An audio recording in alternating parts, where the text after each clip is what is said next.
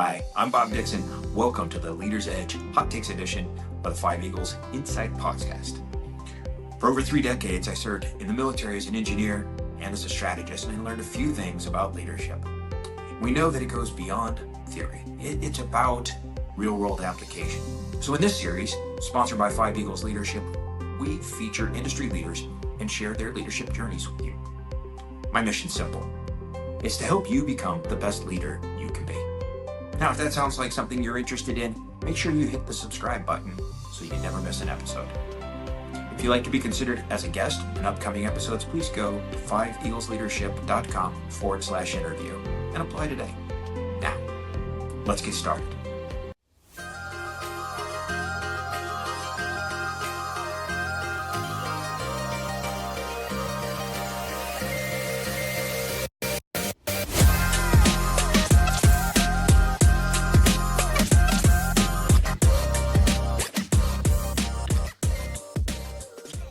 Welcome to the Leader's Edge podcast, where we feature leaders from all sorts of different industries. And I'm super excited today to talk to Alex Pearson, who owns a pumpkin patch.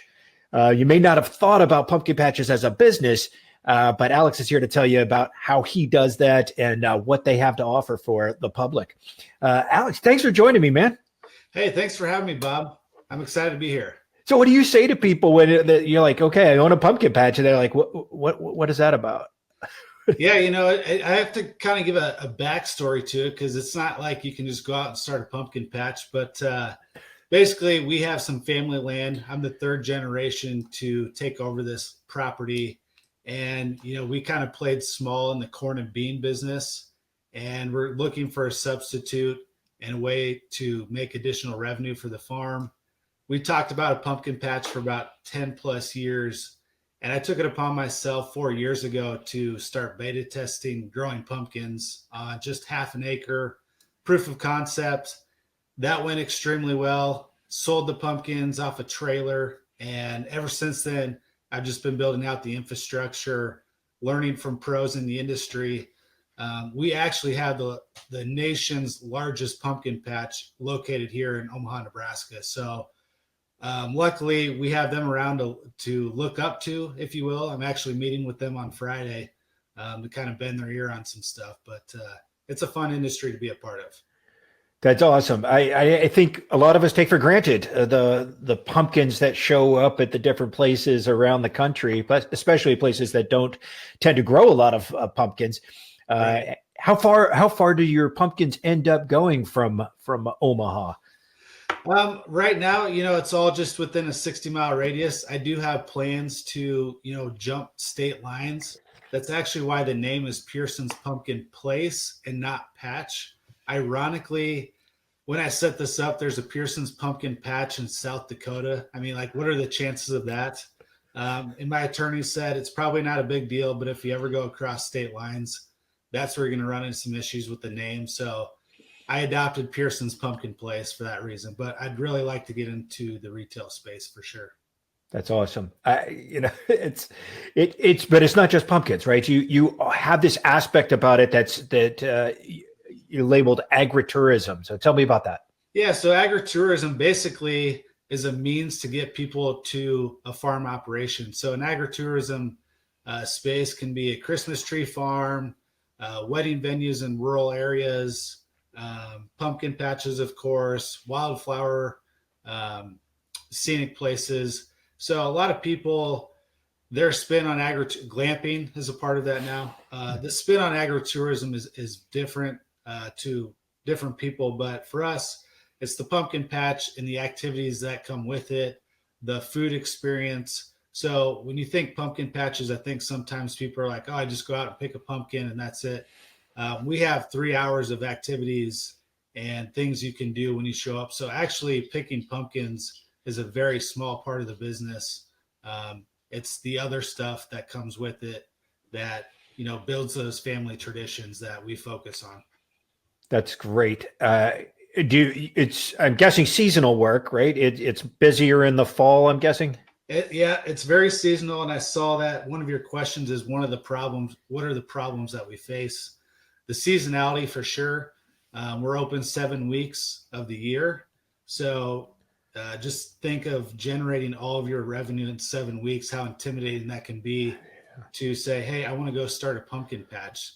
It sounds crazy, and it kind of is. And I've been learning over the course of the last 3 seasons how to balance a budget for 7 weeks. I used to own a landscape company for 16 years, and very different businesses, very different business models. And so I'm learning as quickly as I can, because in 7 weeks, you don't have a lot of time to adapt changes. You're adapting every day. If something's not working, you're making changes on the fly. So it's definitely interesting and fast paced, thinking about thousands of people coming in per day, versus, like a business that might have a restaurant, you might have up to 100 people in a day. It's very different.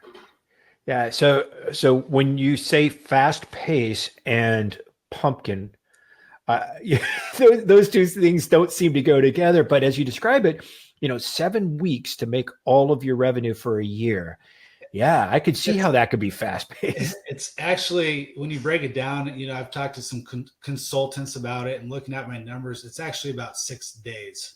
The season is 6 weeks, but the bulk of your income is the last weekend in September and the first 2 weekends in October. So you're talking about Saturday and Sunday. So it's really 6 days where you make your bread and butter. And that's even more intimidating, right? You don't think about that stuff till you pull out the profit loss and you're like, where did I make, which days am I making the money? You're like, wow, this Saturday was awesome. Yeah. 3 weekends in the fall. Yeah, basically. That's it. That's the title of your book when you explain how you did this to people. Well, yeah, exactly. And then you're combating Mother Nature. Yep. She's been nice and she's been mean to us. So we try to pray as much as we can. And then up here we got Husker football. That can be a detriment to our business as well. Nebraskans are big into football, and if we get a game at 2:00 in the afternoon, that really slows down the business. Yeah, you're gonna have to talk to the league managers over there and like, hey, can you find another time? Do some evening games for crying out loud. Come on, guys, come on. Yeah.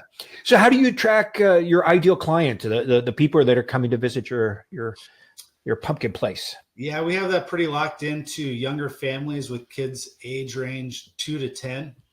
We don't have a lot of activities for the teenagers, and I'm okay with that. The teenagers that do come can be kind of hard on equipment and just activities in general. Everything gets stress test all day, every day. Things you wouldn't think you would see, you see. It's like I said, when you get thousands of people, there's always going to be some bad actors. So you just have to manage what you can and be prepared as much as you can, and learn from those experiences when they do go bad. Yeah, that's going to be really tough. If something breaks on Saturday and you're going to want to have it ready by Sunday, you're working all night on Saturday night for that? Absolutely. Yep. As soon as people leave, I'm on it. I'll come in early the next morning. I'm the guy who fixes all the problems on the farm. So my job out there isn't always exciting. It's, I've had to clean toilets, hang new shelves because something broke off. We have a huge sand pile that kids dig in. A kid got barricaded in the sand. He dug a hole and it kind of collapsed on him, and I had to dig him out. It's just weird stuff like that. It happens. Never thought about that, having to dig a kid out of sand. I bet that was not on your business plan. No, it wasn't. I have a story every year of something that happens that you just wouldn't expect. And yeah. Super random. Yeah, you ought to collect those, and like I said, three weekends in the fall. It could be the title of your book as you tell these strange stories. It'll be a bestseller. So, what makes you unique among the different agri-tourist opportunities that you have to compete against?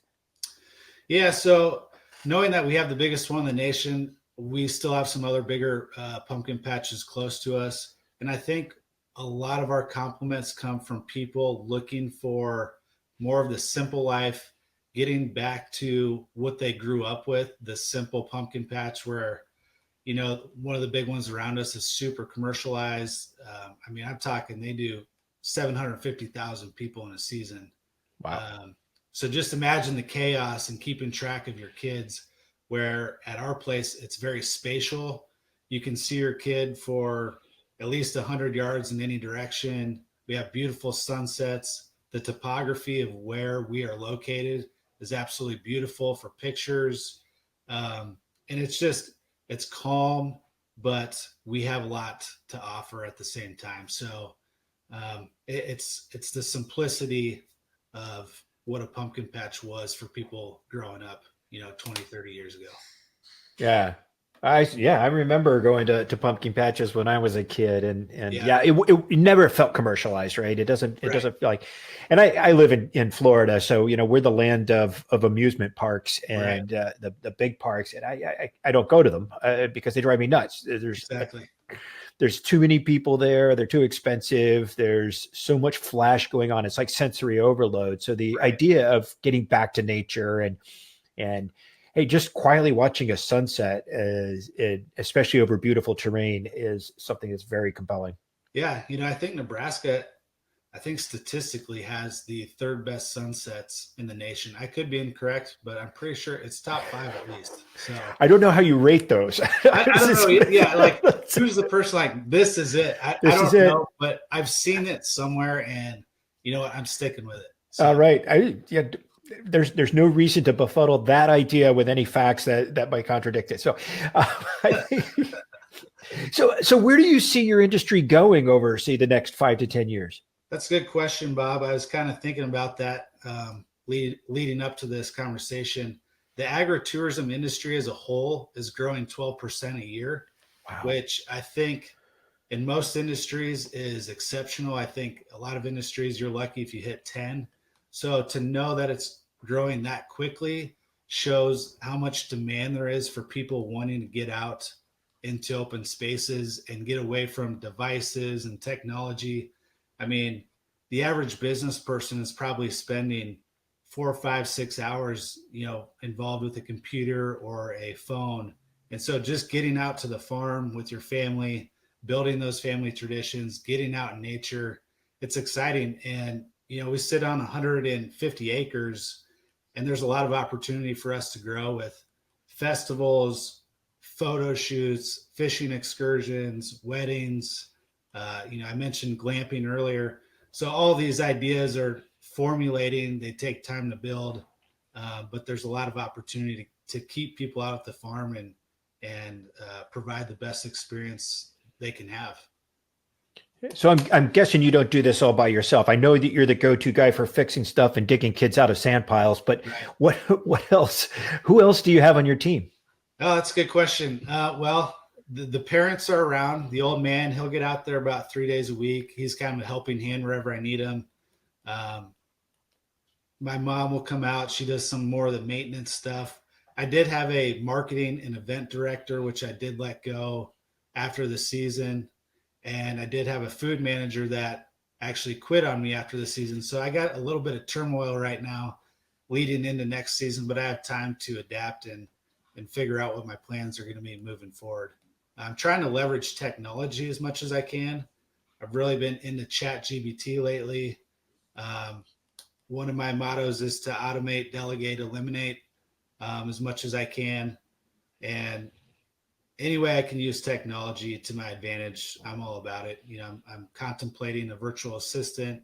So my head's kind of in a bunch of different directions right now as to what the best plan moving forward is going to be. But I definitely need somebody for food. That's for sure.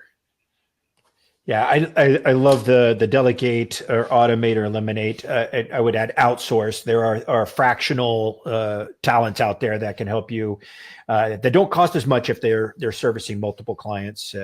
So in fact, my marketing director is fractional, so she has lots of clients, but she interfaces with me in a way that it feels like she's my full-time marketing director. And I guess that's always kind of my concern. If they're not 100% in your organization, can they still spin your voice? Yeah.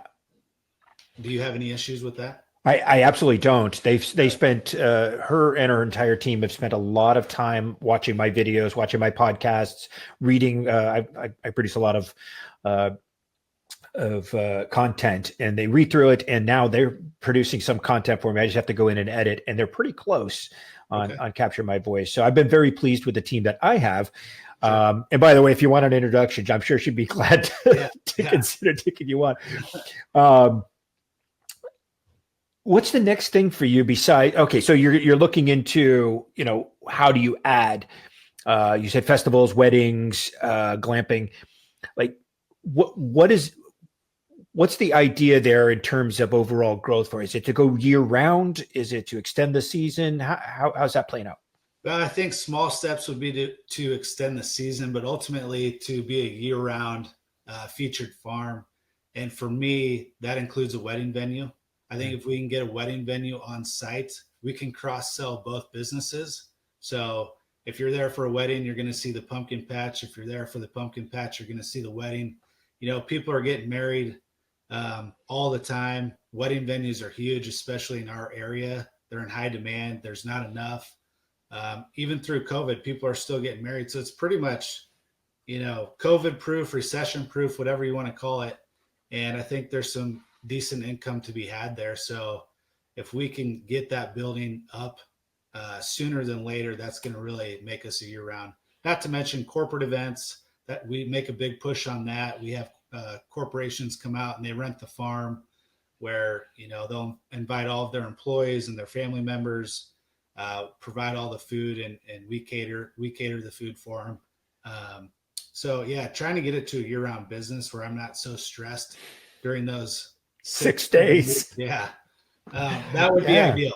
That would be ideal. But I signed up for this. I know what the potential is, and it's going to take time in the market, strong marketing strategies going forward. We'll get there. It takes time. Yeah. Now, I'm sure if you're like most people, you learn a little bit more from your mistakes than you do from your successes. So what's a big challenge that you had to overcome or a failure that you had that you learned from? Yeah. So I had several of those in my landscaping business, but most recently I was involved in a franchise and I failed miserably at that. And there was a lot of takeaways and learning lessons in owning a franchise. I was under the assumption, since I had owned a business for 16 years prior with 35 employees doing $3 million in gross revenue, that I kind of knew some stuff. I got very humbled up by owning a franchise, not being the key decision maker in everything that's happening. So ultimately having that franchise fail opened my eyes to, self-awareness, being able to ask more detailed questions when getting involved in something. I mean, really spending time writing things down, thinking about, okay, what is this business going to look like going forward? Somebody told me one thing you should keep in mind when owning a business, and it's just stuck with me for a year now: be the best, better, or different. And so I apply that to everything I'm doing. And I ask myself, when I'm engaging a big decision on the business, is this the best? Are we better? Or is this different? And if it doesn't check any of those boxes, then I move on from that idea onto something else. But the biggest failure, I guess, going back to your question, is losing in a franchise. When people think about franchises, well, they already have the business model, they have the marketing plan, they have it, the bus built. You just have to drive it. Not the case. And I think a lot of people are misled by that in franchising. Yeah, I think you're right. If it was easy, everybody do it. Is that how it goes? Yeah. But yeah, it's much more difficult, and I know that the franchise business can be very, very successful for people, but they don't do it for you, but they do take some of your decision making away from you. So right. Yeah. So that doesn't really pertain to the pumpkin business. I mean, failures. But you as a leader, though, have grown from that experience, and so your ability then to see a vision and go, okay, there's stuff I've got to look out for. I everything that we do in our journey, I think, adds value to us as leaders and as business owners, particularly if we are in that uh, industry, it's also a part of that self-awareness of the humility, right? Is Right. like, oh, look, I can fail, right? Oh yeah. it's, Yeah. it's a real possibility, and I've got to be smarter than the conditions around me. Exactly. Exactly. And it's not fun. I'm a competitive person, and I've these first 3 seasons in the pumpkin patch, you wouldn't want to look at our profit loss, but I'm proud of what we've built. There's a lot of infrastructure development as far as roadways, electrical, plumbing, things people don't get to see, in the activities that we build. And there's, hundreds of thousands of dollars, underground that no one sees, but it's a benefit when you're on the farm. And it's a big undertaking to build a business around 6 days. So That's I yeah. wouldn't consider anything a failure on the farm yet. Just a lot of learning lessons. That's great. And if you can learn some stuff without getting too much scar tissue, that's that's Yeah, the best way, right? exactly. Um, well, that's. I mean, I feel like the way you're thinking about the future and other opportunities out there. Now, I've been to Omaha in the wintertime, and I can tell you I'd much rather be there in the summer. Uh, That's for sure. Yeah. yeah, so I used to be in the military, so I was out at Stratcom visiting for a couple of projects that I was doing out there. I meant to thank you for your service, by the way. Oh, Appreciate it. thank you. It was a great learning lesson for about 30 years. So plenty of successes and failures to learn from as a leader, Sure. which is why I went into the leadership coaching business, because I happen to love helping leaders be better at what they do. Right. So, well, listen, I think one of the things that I admire most about your endeavor here is the amount of courage it takes to bet on yourself. And I think there's a lot of business owners that feel that way, or they don't even consider how courageous it is because they don't realize how fragile a business, a small business can be. Right. And I mean, you've had a business before, then you ran a franchise that didn't go swimmingly for you, but all of those along the way, you learned that betting on yourself was the best bet. Yeah. I don't really see another path forward for me. I've had small stints working for other people, and I want the pressure. I want the chaos. I want the responsibility. I want the accountability. You won't ever see me not take accountability for a failure. There's definitely moments on the farm this year where I did display poor leadership, and I let my team know that. I was like, that's on me. All I can do is be better for you guys moving forward, make better decisions. But I'm fully capable and self-aware to accept fault when it exists on my side of the river, as they say. But yeah, in business, and anybody running a business, that's all you're doing really is learning. You're learning from constant small failures. When I said didn't have failures, I would say I didn't have big failures that would cost me the business, but I mean, you're constantly experimenting and learning from those, and maybe those experiments didn't go so well, and that's part of the excitement. That's part of the journey. That's part of being creative. Like, hey, can I pull this off? Can I not? If it works and you look awesome. If it doesn't, you look like a dumbass. That's part of doing it. That's part of the business. It absolutely is, and I think there's a lot of people who are afraid to take that journey. So I applaud you and your courage to take that journey and bet on yourself. And I think that that's going to pay off in the long run. Your journey so far that's taught you everything you need to know to be where you're at now. Most importantly, is your ability to learn from when things go well and when things don't. Right. And I think that's going to be a huge payoff for you. So I wish you the best of luck as you start to grow this into a full year-round venture. And I know you're going to have to grow your team around that too. So that there's going to be future leadership challenges for you as your team grows. But I think you're going to be up for it. That's going to be fantastic to watch. Yeah, well, I appreciate it, Bob. Thank you. Awesome. So what's the best way for people to get in contact with you if they want to come out and have that agritourism experience in Omaha? Yeah, I mean, you can reach us on all the social media platforms, Facebook, Instagram, LinkedIn, although I need to do a better job of building up our LinkedIn profile. You can reach me directly, Alex at pearsonspumpkinplace.com. You can call me on my cell, 402-616-9361. Happy to bring anybody out to the farm and give them a great experience in the rural areas of Nebraska. Awesome. Well, thank you so much for spending time and telling your story, because I think it's a fantastic one. I love the courage and the go get 'em attitude. That's going to be just amazing to see how this unfolds over the coming years. Our guest today has been Alex Pearson of Pearson's Pumpkin Place. It's in Eagle, Nebraska, just outside of Omaha.